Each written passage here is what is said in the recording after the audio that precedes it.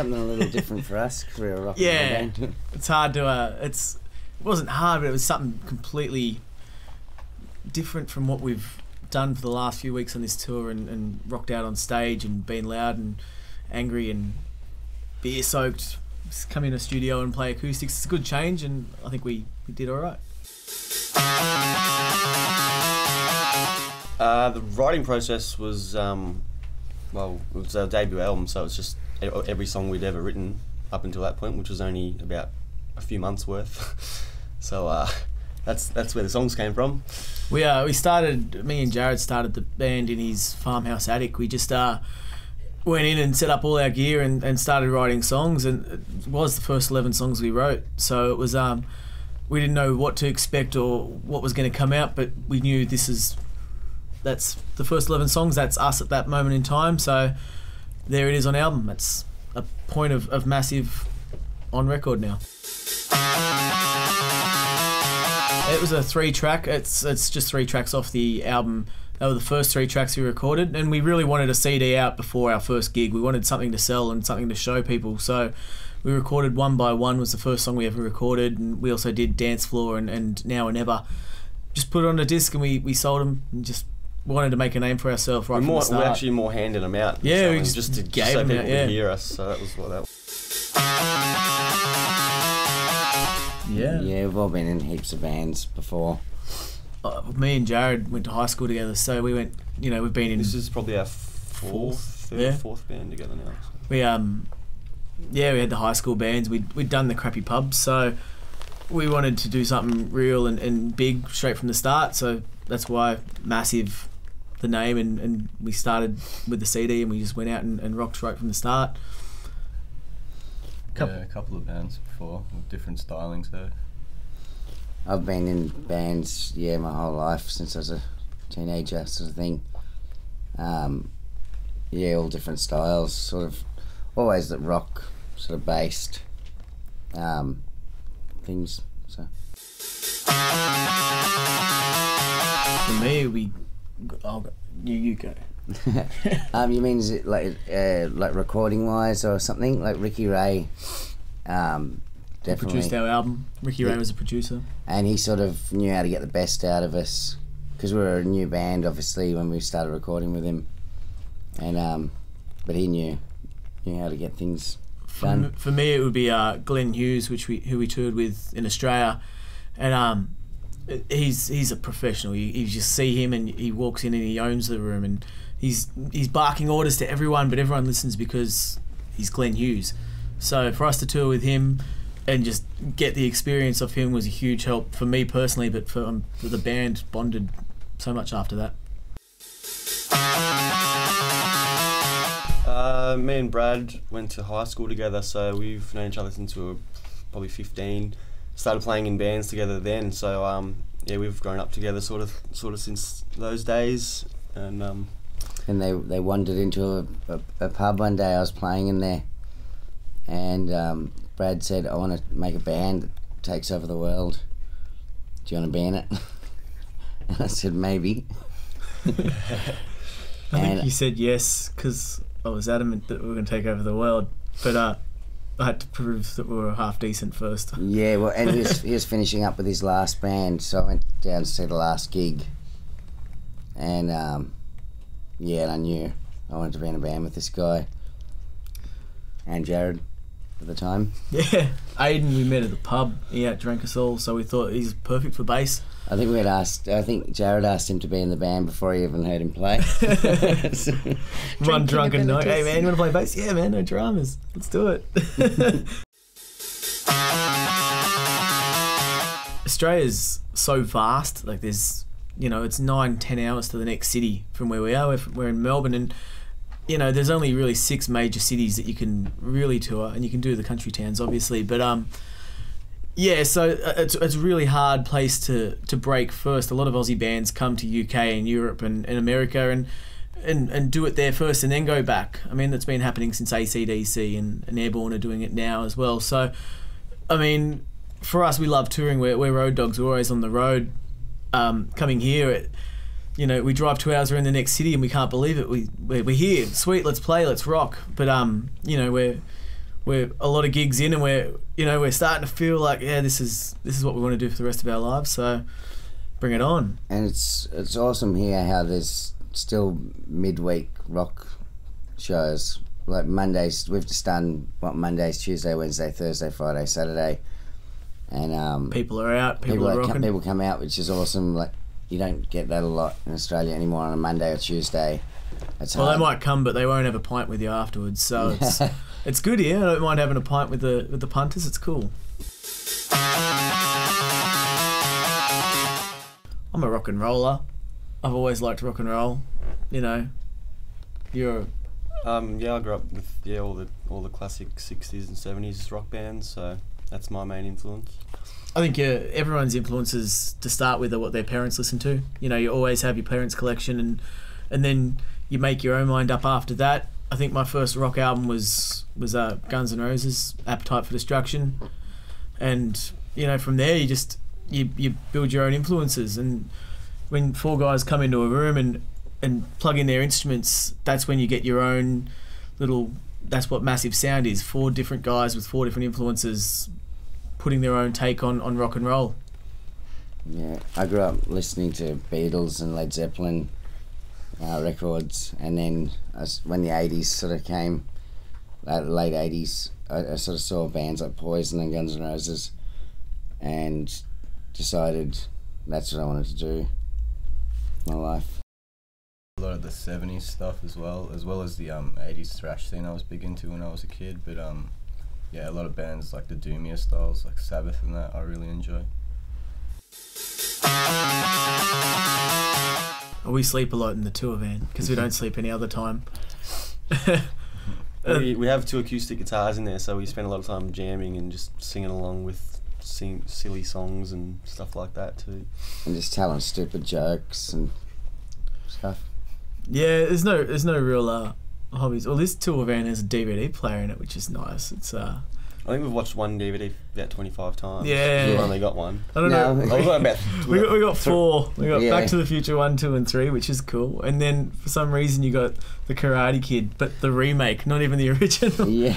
Well, it was only £3, so. It's no good at all. But I keep falling asleep before the fight scene, and these guys have to keep trying. They have to keep watching it, and I keep putting it on and keep falling asleep. But I'm looking forward to seeing the fight scene. I'll tell you what happens. He wins.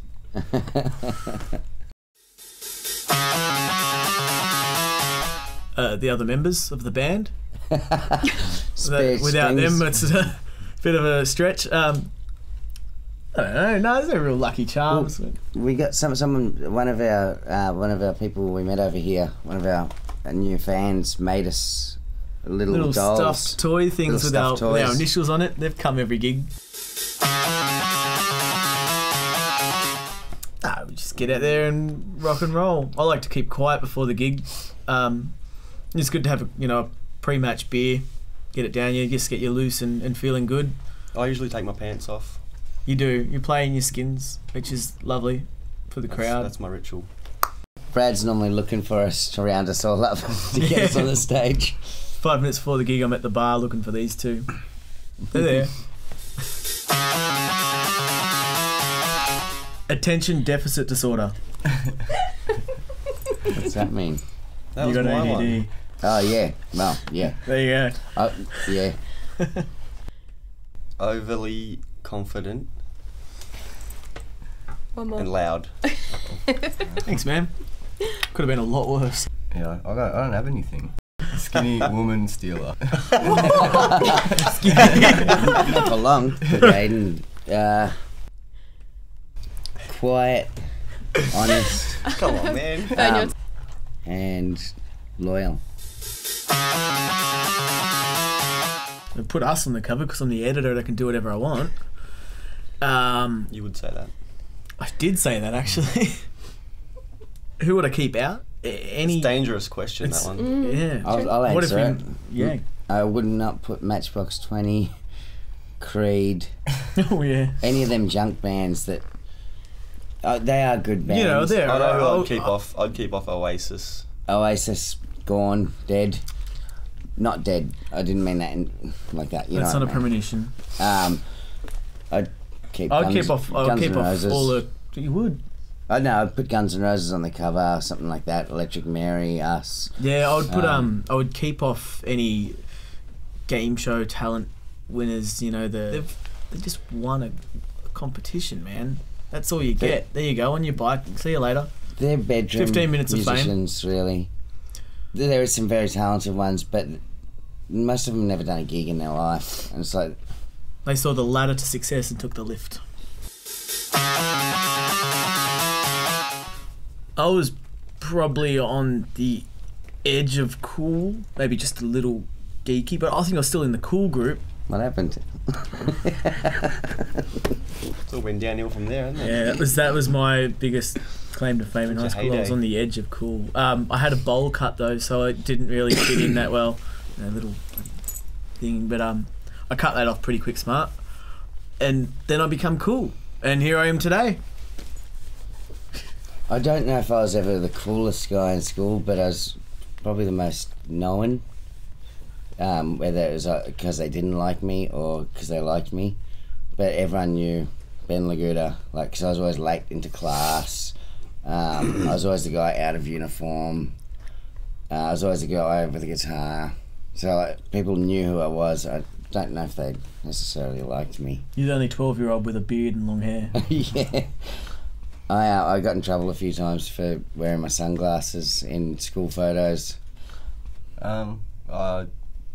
Just straddling in the middle. Just stuck around my group of friends, played in like the jazz band on Fridays, and used to play football every other day. That's Jazz and football. Yeah. Cool. I didn't see that one coming. Yeah, I don't know. I sort of didn't care enough to be cool or uncool. I just did my thing and played a bit of sport, played a lot of music, didn't do a lot of class stuff, but had fun. It's a good time. I was the year above Jared in high school, and the year I finished, we were already musicians. We wanted to take over the world back then. I'd come to school anyway, even though I'd finished school, just so I could come to the music class and jam in the music class. And the teacher would just let me because they only really had one musician left in the music class, and that was him. So I'd come in and be the guitarist, singer of the school band, even though I wasn't in school. I wouldn't have said that if I were you, but anyway. Nah, that's how it all started, man. Now we're here. Ben Laguda snores like a freight train, man. Like a distorted like a TV. dying elephant. Who? Ben Laguda Oh, also man. has eating habits where he doesn't touch the food he eats. So if you get a chip, bites it, and that bit throws away. If we're in the tour van, I haven't washed my hands, of course. Like, because I was always told as a kid, like, wash your hands before you eat. So it's sort of stuck in my head now. Actually, you have the worst eating habit in the world, man. Oh, it's not probably not the worst. It's a phobia. He's like allergic. Not allergic. He's Terrified. scared of sauce. He won't even pick up a sauce bottle and hand it to you. He doesn't like sauce. No, I don't like sauce at all. So I'll get a 20 nuggets from Macca's and no sauce, thanks. Or a burger, nothing juicy on it. It's hard, especially touring other countries, finding meals that he'll eat. Or pick up like a packet pied thing and feel it, and if it's soft, who knows there's juice in it, so he won't eat it. There's a lot of Melbourne bands, especially, there's a lot of Aussie bands already touring here. Shout out to our mates Electric Mary, who are on their way here right now. Dead City Ruins. Dead City Ruins are cool. Yeah, Tracer. Virtue, are great friends of ours. Dirt River Radio. Deep End. The Deep End have just toured. Nat Allison, who's like probably my favourite Australian female musician. Black Aces have just toured. Darcy last Fox year. are Darcy rad. Fox, Tequila Southern State. Mockingbird, Southern State. Child. Child are good, man. Keep going. That's why he said it. The Ugly Kings. Yeah. There's a few. My Look 'em up. Dynamite, King of the North. There's thousands. Millions. Oh yeah, My Left Boot. Christy Right Jenks one as band, but she's the one that guest starred on our album. Ooh, I'd say 5. Us 4 to watch our manager do it for us. I'd say 4. Us 3 to watch our manager do it while Ben runs late and isn't there. Ben wasn't there. I would say all 4 because Every time we do it, Brad would tell us he can do it better. And he'd redo it every time. I'd say 1. You, because you could reach. Yeah.